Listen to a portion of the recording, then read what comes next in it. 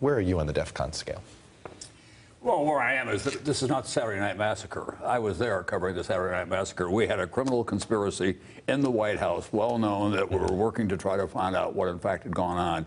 Some of the president's top aides were on their way to jail at that point. The investigation had been going on for 18 months. There was nothing that Archibald Cox did that would justify his firing in the eyes of almost everyone, including Republicans on that side. So it was a much different kind of situation then, and the consequences were obviously very big. At the same time, you have to remember that James Comey, in the eyes of the Democrats, was a very flawed director of the FBI. I mean, it was very funny today to watch Mitch McConnell on the floor of the Senate in his kind of droll way saying, this is a man that we were hearing from Chuck Schumer and others not so long ago that should not be in this job. And I think that any objective observer would look at him in the last 18 months and say, he seemed not to be in his traces. That's a horse phrase, obviously. He was out wandering around on his own terms. I was very disappointed early on.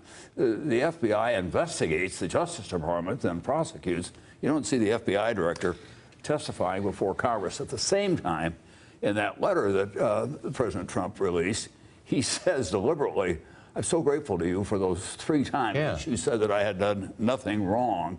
And by the way, good luck to you in your new life. I mean, come on.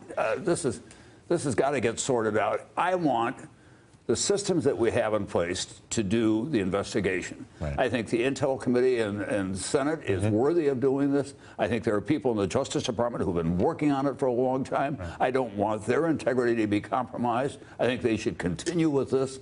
And we've got to get it back on track so we don't have, let's put on a stage, you know, and make up a play of some kind. Hugh, there were 2 competing issues here. Okay, one was you did have a director of the FBI that had lost confidence from the political leadership at all of Washington, on one hand. On the other hand, you have a president who's currently on investigation, and anything he did was going to make that decision questionable. It seems as if the White House didn't appreciate this part 2 of this. Oh, they don't.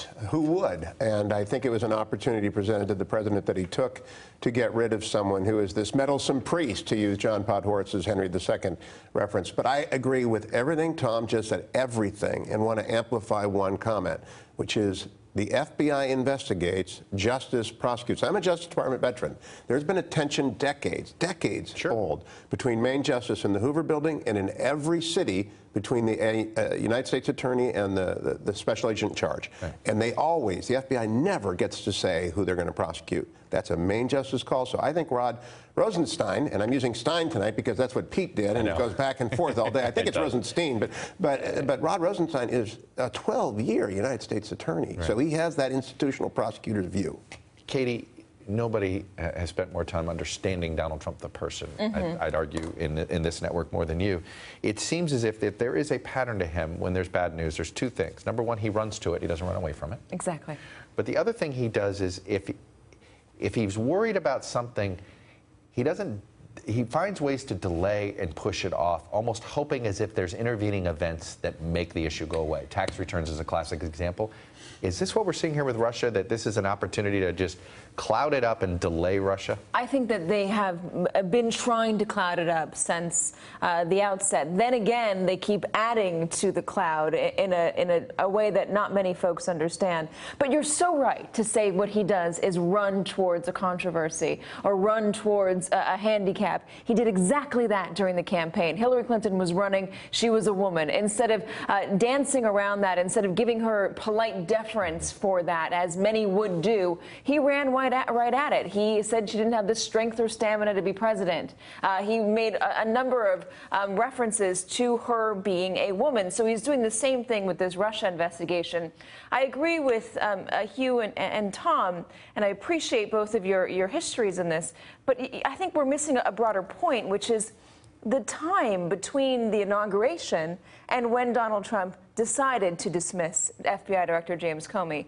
Yes, maybe they didn't agree with the way that he handled the Clinton emails investigation, but they did campaign on it. And they did campaign on using that as a reason behind why Hillary Clinton was not fit for office. And a reminder, and I've said this a lot today, but a reminder, when James Comey reopened the investigation, Donald Trump's campaign was sputtering. They were dealing with Access Hollywood. Yeah. The polls were in the tank. Some could argue it rescued him. It rescued him, and it gave moderate Republicans and those who were on the fence a reason to go back to Trump and say, all right, I can deal with him because Hillary Clinton might be indicted. If there was so much concern about Comey, he should have done it on the day of the inauguration when he took office, which is exactly what a number of his aides and associates are saying I don't right now. disagree with any of that. It's going forward that I'm really concerned about at this point. I think Comey has been a very flawed FBI director, indisputably, for the last more than a year now. There's no question about that. And I agree with you. If they were going to act on him, they should have acted on him expeditiously at that time. They had enough at that point to do just that. The problem is we know that in the last week, and we know that the president watches a lot of television, and in the last week, Director Comey was on TV a lot, talking about not Hillary Clinton, talking about Russia. Can't help but wonder that. Hey there, I'm Chris Hayes from MSNBC. Thanks for watching MSNBC on YouTube. If you want to keep up to date with the videos we're putting out, you can click subscribe just below me, or click over on this list to see lots of other great videos.